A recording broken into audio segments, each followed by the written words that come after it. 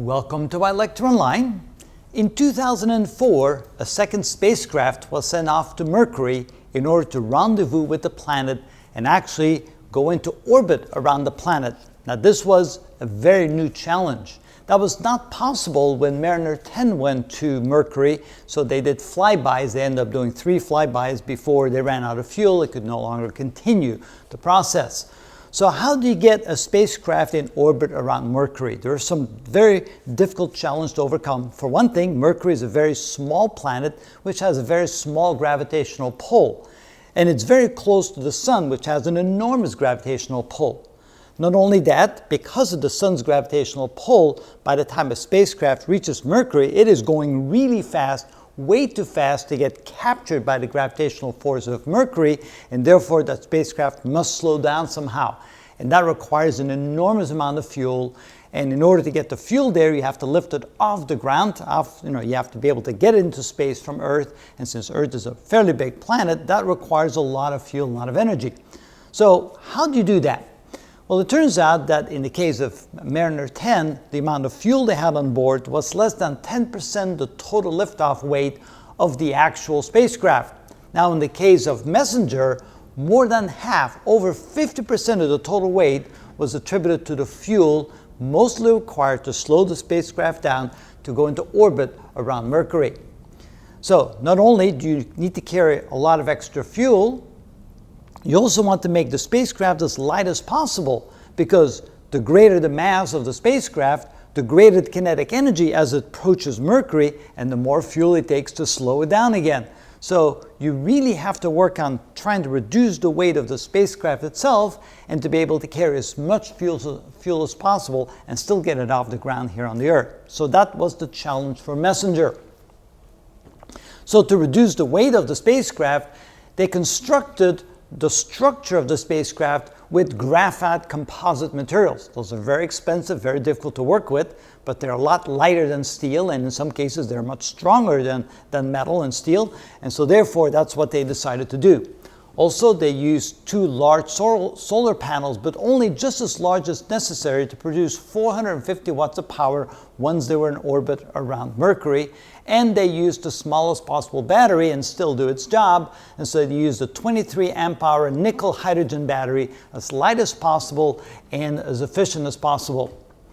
For the computer, they had 2 fully redundant IEMs, as they call them. That's the acronym for Integrated Electronics Modules. 2 fully redundant. With other words, they had 2 identical sets, so if one stopped functioning, they could still utilize the other one because they only needed one to operate the spacecraft.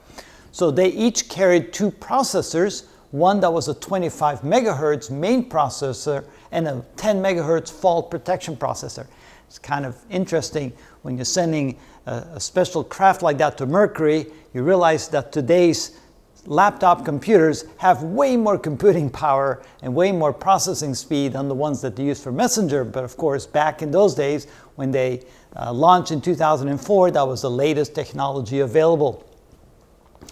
Now, of course, tracking and having the correct attitude and all that is very important. So in order to do that, they had a star tracking capability to keep track of some of the bright stars. They had an IMU, that is an internal measuring unit, which included 4 gyroscopes and 4 accelerometers. So the gyroscopes and accelerometers can detect very accurately any sort of motion of the spacecraft, and so that's how they keep track of where it's heading and how it's oriented, so that they can make continual adjustments as necessary. Plus, they also included 6 sun trackers to make sure they're on the right track.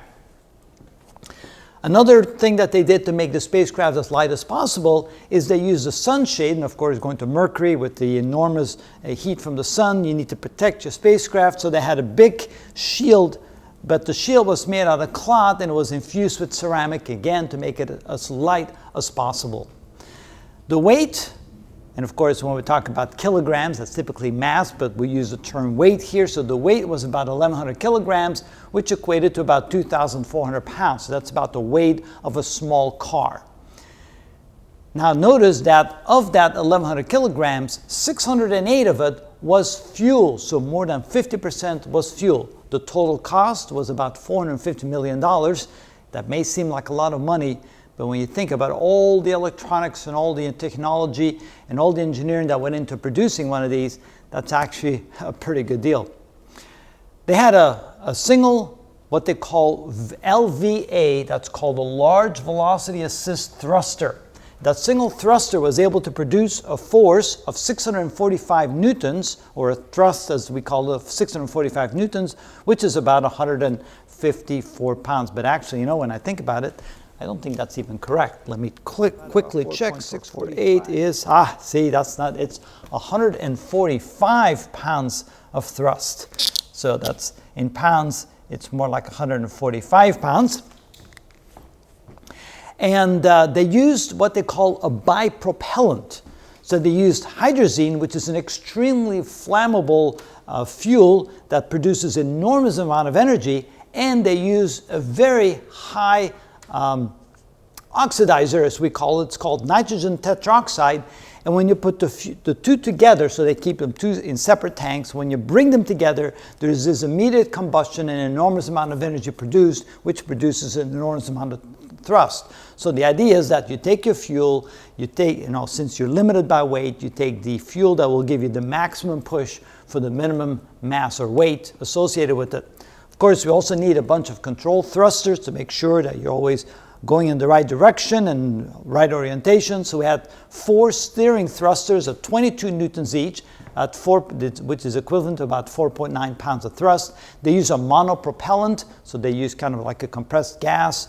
The attitude control, we had 4.4 newtons, which are 1 pound thrusters. So that's to make sure that you're oriented correctly like this. And then we have some precision attitude control system, which is made out of a reaction wheel. So that's a wheel that kind of like works with the moment of inertia that keeps the whole spacecraft just oriented correctly by moving the wheel just slightly.